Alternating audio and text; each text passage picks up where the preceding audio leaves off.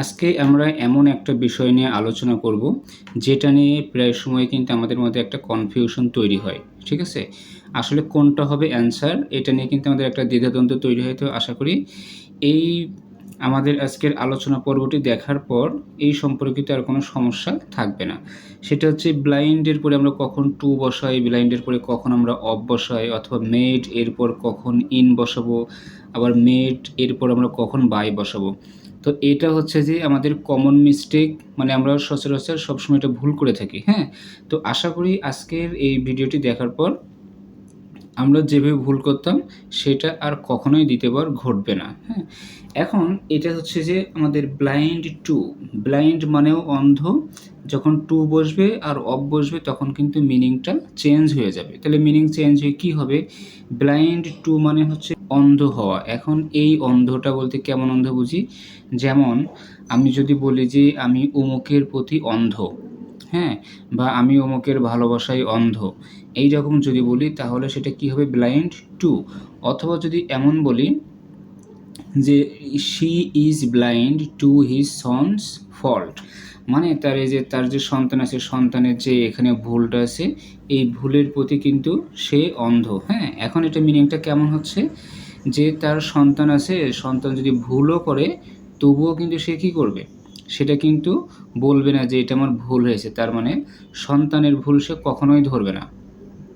এই জন্য এখানে বলা হচ্ছে সে তার সন্তানের প্রতি অন্ধ, অথবা সন্তানের ভুলের প্রতি অন্ধ। হ্যাঁ, সন্তান ভুল করছে তারপরে বলবে না যে, বা স্বীকার করবে না যে না আমার সন্তান আসলেই ভুল করেছে।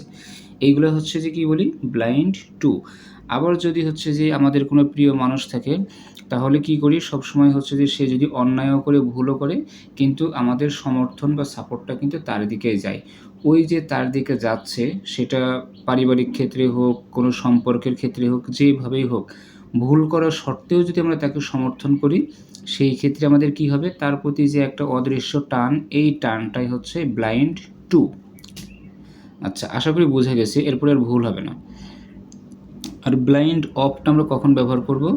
যখন পরীক্ষার সময় আমাদের যদি কোনো এমসিকিউ আসে, অথবা আমরা যখন নতুন নতুন বাক্য তৈরি করব, এই ক্ষেত্রে যদি ব্লাইন্ড অফটা আমি ব্যবহার করতে চাই তখন কিন্তু এমন হবে, কেউ যদি চোখে না দেখে, যেমন আমাদের দুইটা করে চোখ আছে, এই দুইটা চোখে যদি কেউ একটাতে অন্ধ হয়, অথবা হচ্ছে দুইটা চোখেই যদি অন্ধ হয়, অর্থাৎ চোখে যদি দেখতে না পায়, তাহলে সেটা আমাদের কী হবে? Blind of. আর ব্লাইন্ড টু কী হবে? কারোর আচরণের প্রতি, কারোর ব্যবহারের প্রতি অন্ধ হওয়া, বা কারো সম্পর্কের প্রতি অন্ধ হওয়া, এই ক্ষেত্রে আমরা কিন্তু ব্লাইন্ড টুটা ব্যবহার করব। আর অফটা ব্যবহার করব যে চোখে দেখতে পায় না, চোখে অন্ধ। ঠিক আছে, এইটা। এখানে আরেকটা আমাদের কনফিউশন তৈরি হয়, সেটা হচ্ছে মেড ইন আর হচ্ছে মেড বাই। তো আমরা কখন মেড ইন ব্যবহার করব আর কখন মেড বাই ব্যবহার করব, এইটা এখন আমরা ক্লিয়ার করব।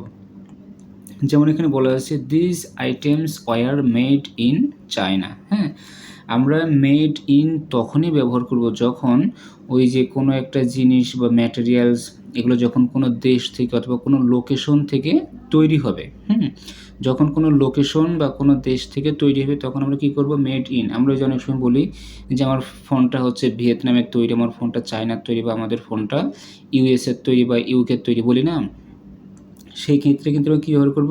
মেড ইন ব্যবহার করব। অর্থাৎ কোনো লোকেশন থেকে যদি তৈরি হয় তাহলে সেটা মেড ইন হবে। আর মেড বাই কী হবে?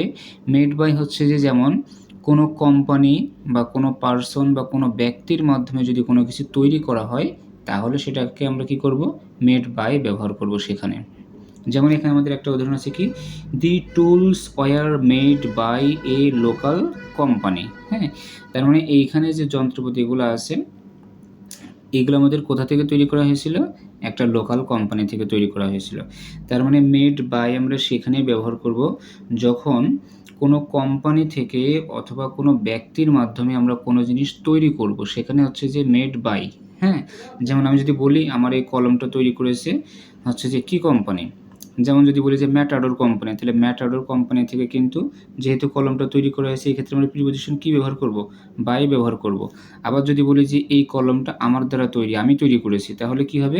মেড বাই হবে। এখন যদি বলি যে এই কলমটা বাংলাদেশে তৈরি বা বাংলাদেশ থেকে তৈরি, তাহলে কি হবে? Made in. যদি বলি যে এই কলমটা চায়না থেকে তৈরি, তাহলে কি হবে? Made in. তার মানে কোনো লোকেশন থেকে তৈরি হলে আমরা সেটা কি করব? ইন বসাবো, সেক্ষেত্রে আমাদের ছোট লোকেশন হোক, বড় লোকেশন হোক, যেমনই হোক না কেন কোনো সমস্যা নেই। কোনো একটা লোকেশনকে নির্দেশ করলে আমাদের ইন হবে। আর যদি কোনো পার্সন অথবা কোনো কোম্পানির মাধ্যমে কোনো জিনিস তৈরি করা হয়, কোম্পানির নামও উল্লেখ থাকতে পারে, হ্যাঁ? তো কোম্পানির নাম উল্লেখ থাকলে তো আরও ভালো, তাহলে বুঝতে আরও সুবিধা হবে। তো কোম্পানির নাম হোক, ব্যক্তি হোক বা ব্যক্তির নাম হোক, যদি ওইরকম তৈরি হয় তখন আমরা সেখানে কী করব? মেড বাই বসাবো। তার মানে ব্লাইন্ড টু হচ্ছে যে কারোর প্রতি অন্ধ, আর ব্লাইন্ড অফ হচ্ছে চোখে অন্ধ, আর মেড ইন হচ্ছে কি কোনো জায়গায় বা কোনো দেশে বা কোনো হচ্ছে যে মানে প্লেস থেকে তৈরি, হ্যাঁ, এটা বোঝাবে। আর মেড বাইটা কী হবে? কোনো একটা কোম্পানি অথবা কোম্পানির নাম থাকবে অথবা কোনো পার্সনের নাম থাকবে। যদি এই রকম ব্যবহার করা হয় তাহলে সেখানে আমরা মেড বাই ব্যবহার করব। তো আশা করি যে আমাদের ব্লাইন্ড এবং মেড সম্পর্কিত যে সমস্যাটা হচ্ছে যে আমাদের সামনে আসে, সেটা আশা করি এই ভিডিওটা দেখার পরে সমাধান হয়ে গেছে।